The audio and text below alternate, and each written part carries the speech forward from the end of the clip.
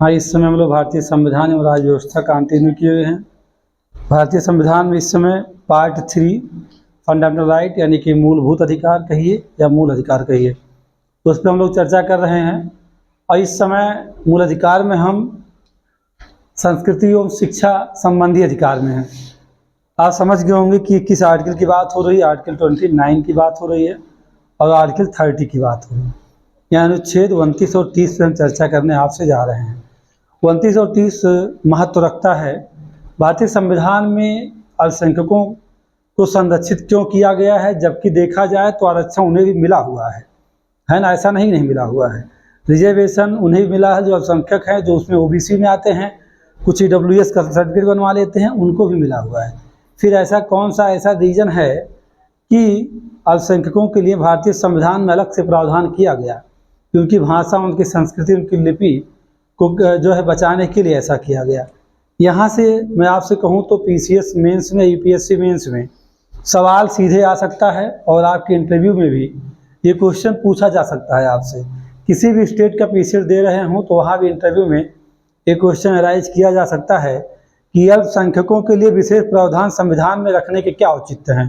तो आप उसका आंसर आपको लिखना होगा। अब आंसर ना लक्ष्मीकांत इसका बताने वाले हैं और ना ही परीक्षा वाणी बताएगी, ना ब्रजकिशोर शर्मा बताएंगे। कोई ऐसी पुस्तकें नहीं लिखी गई हैं। ये कहाँ से आएगा आखिरकार? कैसे हम उससे 10 पॉइंट हमें लिखना है या 5 पॉइंट लिखना है, उसके औचित्य को बताना है, 5 पॉइंट लिखना है, यानी कि हमें 125 शब्द लिख रहे हैं। 125 शब्द लिख रहे हैं तो शब्द कहाँ से आएंगे, वो बातें कौन सी होंगी? तो ये समझिए कि कॉम्बिनेशन कोरिलेशन बनाया जाता है किसका? मॉडर्न इंडिया का और किसका? भारतीय संविधान सभा का। उसकी सोच का हम परीक्षण करते हैं, उसके बाद ही निकल के आता है कि अल्पसंख्यकों हितों को संरक्षित क्यों किया गया या उनके हित को ध्यान में क्यों रखा गया। अगर ये सारी बातें आप समझना भी चाहते हो, लिखना भी चाहते हो, तो ये बात समझिएगा कि ऑनलाइन प्लेटफॉर्म पर या यूट्यूब पर मैं ही बहुत अच्छा पढ़ाऊँ, लेकिन उन सब बातों को परोसा नहीं जा सकता है। वास्तव में जो लोग मेंस सीरियसली तैयारी करना चाहते हैं, उन्हें ऑफलाइन क्लास में बैठना ही चाहिए। ऑनलाइन से कुछ उससे बहुत बेनिफिट मिलने वाला नहीं है। तो जिस पे मैं चर्चा कर रहा हूँ कि अल्पसंख्यकों के लिए प्रावधान भारतीय संविधान में अलग से क्यों रखा गया है, इसको जानने के लिए इस वीडियो में या इस लेक्चर में मैं उससे बात नहीं करूँगा। उसके लिए आपको जब भी ज़रूरत लगती है तो आपको ऑफलाइन क्लास ही लेना होगा, चाहे मुझसे लीजिए या किसी और से लीजिए। यही आपके पास ऑप्शन है। क्योंकि अगर आप ये सोचिए कि सारी चीज़ें ऐसा हो जाएगा, तो ऐसा नहीं है। क्योंकि आप इस बात को जानते हैं कि किसी भी वीडियो लेक्चर में सारी बातें नहीं की जा सकती हैं। बातें लंबी हो जाती हैं, लोग देखना पसंद नहीं करते हैं, है ना। तो इसलिए कम से कम चीज़ें रहती हैं, उस सवाल को हल लाया नहीं जा सकता है। आपको लगता है कि आप पीसीएस मेंस, यूपीएससी के सीरियस कैंडिडेट हैं, तो आप बेशक संपर्क कर सकते हैं और ऑफलाइन क्लास लीजिए, आपका बेहतर तैयारी हो सकती है। अब बात हम करते हैं किसकी? आर्टिकल 29 की।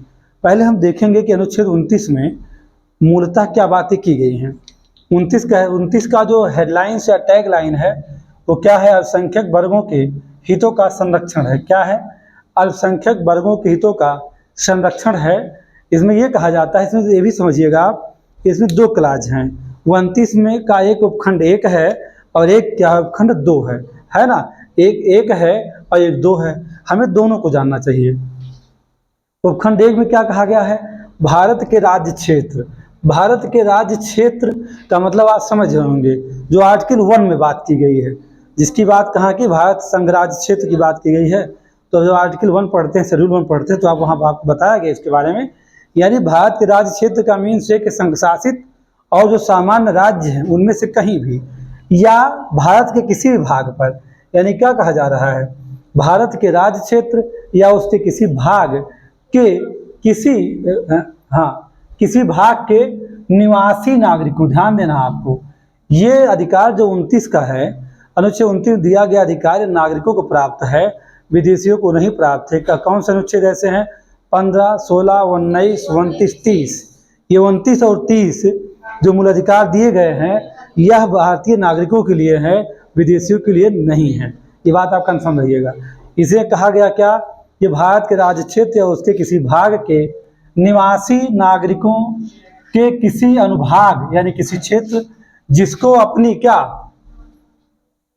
अपनी भाषा, लिपि या संस्कृति को बनाए रखने का पूरा अधिकार है।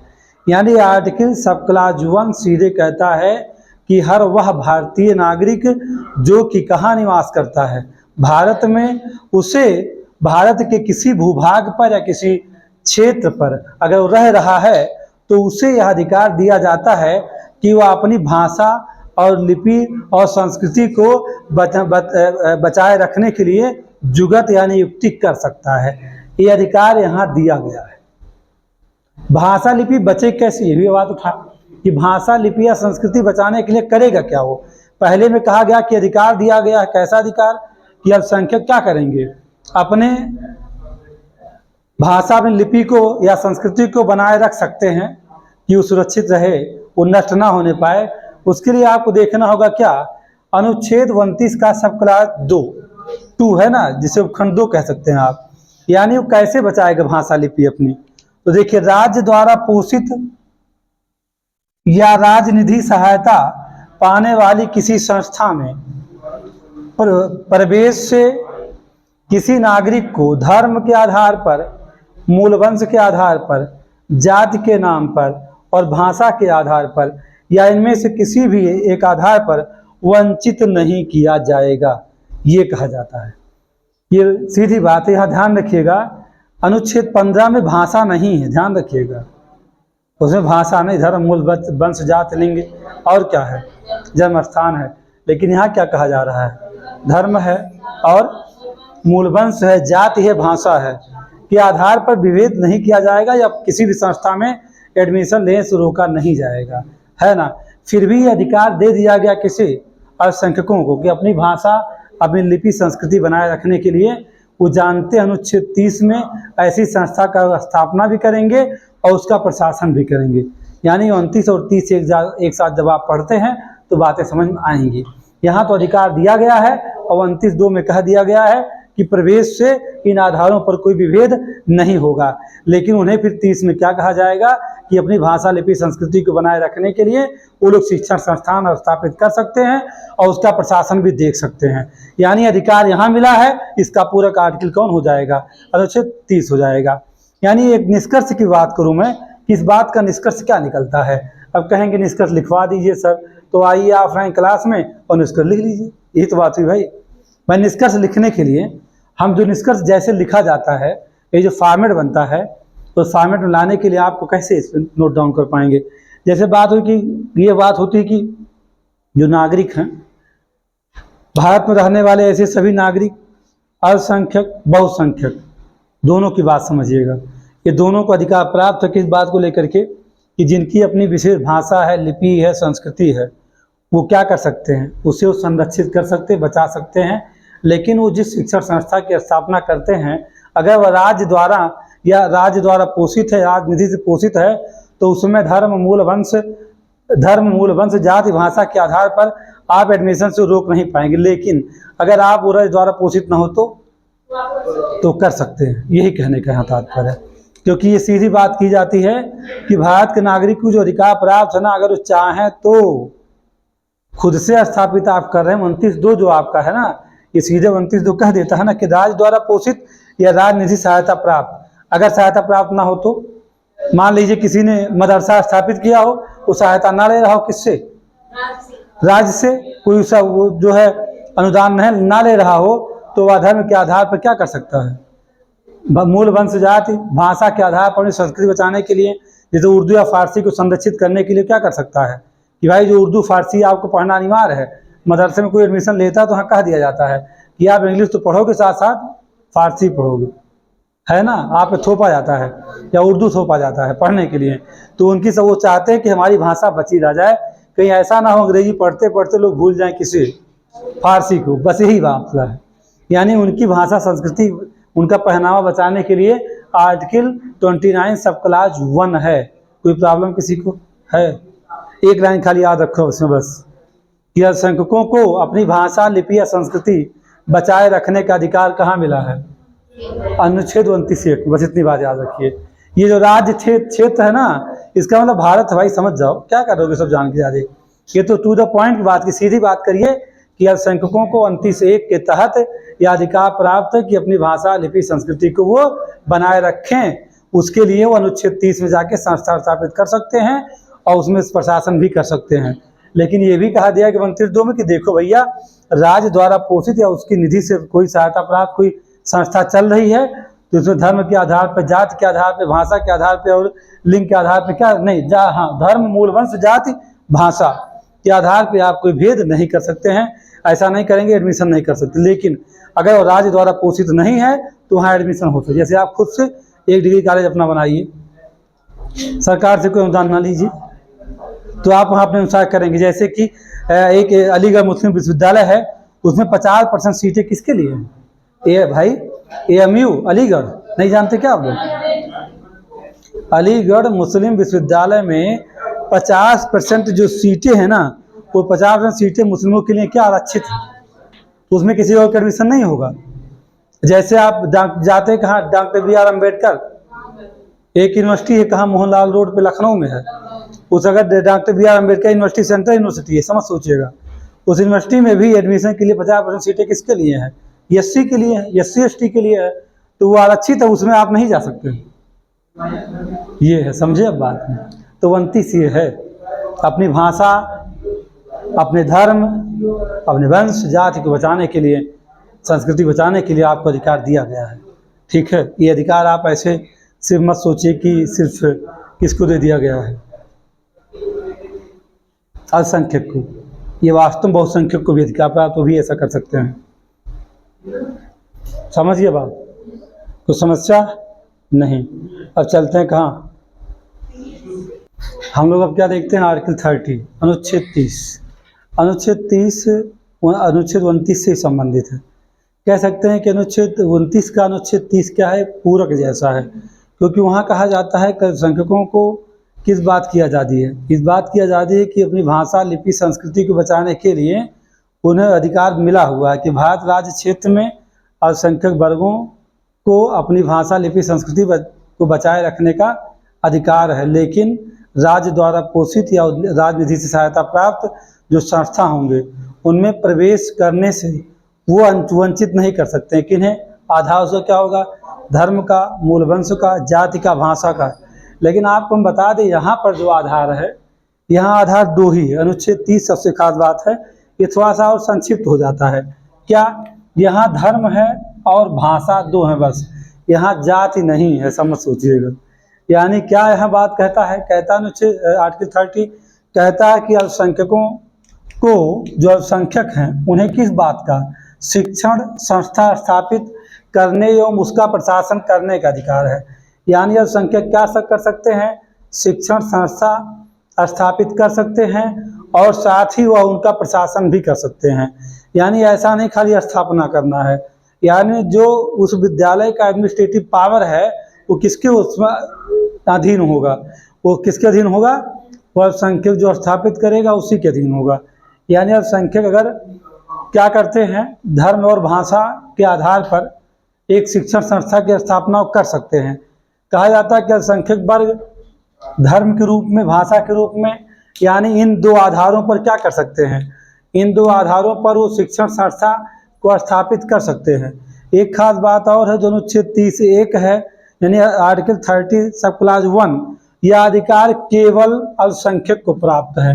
किसे प्राप्त है? केवल अल्पसंख्यक को। यहाँ मैं बात आपको कंफर्म कर दे रहा हूँ, इसलिए यह अधिकार किसे प्राप्त है? केवल अल्पसंख्यक को मिला हुआ है। उसके बाद क्या हुआ कि 44वें संविधान संशोधन 1978 के द्वारा भारतीय संविधान में एक और अनुच्छेद जोड़ा गया, आर्टिकल 30 सब क्लास 1 का A जोड़ा गया, जिसमें कहा गया कि यदि राज्य द्वारा यदि अल्पसंख्यक शिक्षण संस्था की संपत्ति का अधिग्रहण किया जाए तो विधि द्वारा उतनी रकम दी जानी चाहिए जिससे इस अधिकार पर निबंधन ना हो। यानी कहीं ऐसा तो ना हो कि अल्पसंख्यक ने कोई शिक्षण संस्था स्थापित किया था और प्रशासन भी कर रहा था, लेकिन राज्य सरकार ने किसी बहाने उस विद्यालय की संपत्ति को अधिग्रहण करने का प्रयास करना शुरू किया। कीमत मिलनी चाहिए थी कितना? 10 करोड़ रुपए, और राज्य सरकार दे रही हो 2 लाख रुपए। तो इसका मतलब यही तो हुआ कि इसका क्या हो रहा है, ये उस शिक्षण संस्था को नष्ट करने का ही प्रयास किया जा रहा है। जो अधिकार 29 और 30 में मिला था। 29 में कहा गया था कि इस धर्म मतलब भाषा, संस्कृति, लिपि को बचाने का अधिकार उन्हें प्राप्त है। और 30 में कहा गया कि वो अल्पसंख्यक क्या कर सकते हैं। 31 में कहा गया कि वो अल्पसंख्यक धर्म के आधार पर, भाषा के आधार पर शिक्षण संस्थाओं की स्थापना कर सकते हैं और स्थापित करते हैं, और उन्हें उसको संचालित करने का भी पूरा का पूरा अधिकार है, यानी वह उसका प्रशासन भी देख सकते हैं। तो इसीलिए 44वें संविधान संशोधन 1978 द्वारा एक संशोधन किया गया कि कहीं ऐसा ना हो कि यह जो अनुच्छेद 30(1) में अधिकार अल्पसंख्यक को प्राप्त है यह सीमित ना हो जाए। सीमित ना हो इसके लिए राज्य द्वारा एक ऐसा जोड़ा गया संशोधन करके संसद द्वारा 1978 में 44वां संविधान संशोधन 1978 में जोड़ा क्या कि राज्य अगर चाहे तो अल्पसंख्यक शिक्षण संस्थान की कोई संपत्ति का या जमीनों का अधिग्रहण कर रहा है तो उसे उतनी रकम दी जानी चाहिए जितनी विधि द्वारा उचित हो। अगर ऐसा नहीं किया जाएगा तो मान लिया जाता है कि यह तो एक निर्बंधन है, अधिकार तो दिया गया है लेकिन यह निर्बंधन के अधीन है, यानी कि क्या हो जाएगा, राज्य जब चाहे तो किसी भी ऐसे अल्पसंख्यक शिक्षण संस्थान की जमीनों को कम पैसे में ले करके यानी हड़पने जैसा बर्ताव करेगा, तो यह अल्पसंख्यक जो शिक्षण संस्थान है वो समाप्त हो जाएंगे।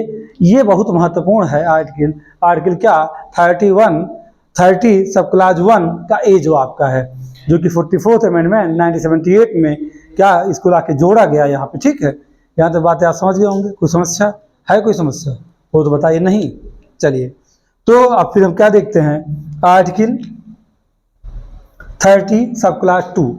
इसमें कहा जाता है कि राज्य कोई भेदभाव नहीं करेगा। राज्य क्या नहीं करेगा? कोई भेदभाव नहीं करेगा, उसके अलावा कोई भेदभाव नहीं किया जाएगा। अगर कोई अल्पसंख्यक शिक्षण संस्था स्थापित किया जा रहा है तो अल्पसंख्यक शिक्षण संस्थाओं को मान्यता देने में राज्य द्वारा कोई भेदभाव नहीं होगा। यहाँ करेक्शन कर लीजिएगा, यहाँ लिखा गया है क्या, अल्प लिखा गया है, तो यहाँ लिख दीजिए क्या, अल्पसंख्यक, है ना। अल्पसंख्यक शिक्षण संस्थाओं को मान्यता देने में राज्य द्वारा कोई भेदभाव नहीं किया जाएगा। ये कहाँ है? आपके आर्टिकल 30 सब क्लास 2 में ये बात कही गई है। तो एक बात 30(1) से निकल के आती है, अनुच्छेद 30 सब क्लास 1 से निकल से क्या आती है, निष्कर्ष क्या निकल के आता है कि देखो भैया, आप जो शिक्षण संस्था स्थापित करना चाह रहे हैं, और स्थापित करने प्रशासन का आधार दो ही होगा, धर्म होगा और भाषा। समझ गए? डिफरेंट 29 एंड 30, 29 सब क्लास 1 और 30 सब क्लास 1 क्या डिफरेंट है? वहाँ क्या लिखा गया है? भाषा, संस्कृति, लिपि। यहाँ क्या है? धर्म एवं भाषा। समझे बात? ये डिफरेंट है। 30 मैंने बता ही दिया, 30 भी बता दिया आपको। एक बात कहा गया, कई सारे केस हुए, मैंने भी चर्चा किया भी था कि अल्पसंख्यक जो विद्यालय होते हैं 50% सीटें क्या हो जाती हैं, आरक्षित कर दी जाती हैं। 29 और 30 से संबंधित अल्पसंख्यक जो भी शिक्षण संस्थाएं स्थापित होती हैं उसमें अल्पसंख्यकों के लिए 50% सीटें आरक्षित होती हैं। मैंने इसके पहले बता दिया पहले आपको। कितनी % सीटें? 50%। एक केस है TM पाई बनाम फाउंडेशन, उसी में कहा गया था कि अल्पसंख्यक जो शिक्षण संस्थान हैं उनमें जो 50% सीटें अल्पसंख्यक के लिए आरक्षित की गई हैं वह क्या है, युक्त पूर्ण हैं, यानी कि वो क्या है, रीजनेबल हैं। यानी अल्पसंख्यक शिक्षण संस्थाओं में 50% का जो सीटें आरक्षित होती हैं किसके लिए, अल्पसंख्यक के लिए, कहा गया TM पाई फाउंडेशन वाद है। TM पाई फाउंडेशन के केस में कहा गया कि 50% का जो अल्पसंख्यक को सीटें आरक्षित की जाती हैं वो क्या हैं, रीजनेबल हैं, वो उचित हैं। अल्पसंख्यक मानने का जो आधार है, एक केस है PA इनामदार, आपकी बुक में होगा, आप देख लीजिएगा। उसमें कहा गया कि इसे अल्पसंख्यक धर्म और भाषा के आधार पर ही माना जाएगा। समझे? ये जानते अल्पसंख्यक निर्धारण कैसे होगा? राज्य चाहे तो निर्धारण करेगा, देश के आधार पर नहीं होगा। वो जानते राज्य चाहे तो कर सकता है और उसका आधार यही है, धर्म एवं भाषा। अल्पसंख्यक से संबंधित बात अगर किया जाए तो अल्पसंख्यक में कौन आते हैं या कौन नहीं आते हैं ना। तो अल्पसंख्यक में आपको हम बता दें कि भारत में 1993 में अगर आप कहीं चाहे नोट डाउन कर सकते हैं। भारत सरकार ने 1993 में एक अधिसूचना जारी किया था, जिसे आप कहते हैं नोटिफिकेशन। भारत सरकार द्वारा 1993 में अधिसूचना जारी करके बताया गया, लिखते रहो इसे, बताया गया, भारत सरकार द्वारा 1993 में एक अधिसूचना जारी कर बताया गया कि मुस्लिम, सिख, बौद्ध, ईसाई, पारसी अल्पसंख्यक हैं। मुस्लिम, सिख, बौद्ध, ईसाई और पारसी अल्पसंख्यक हैं, अल्पसंख्यक हैं। ब्रैकेट में दे दिएगा। 2014 में जैन को भी अल्पसंख्यक अधिसूचित किया गया। 2014 में जैन धर्म को भी अल्पसंख्यक अधिसूचित किया गया।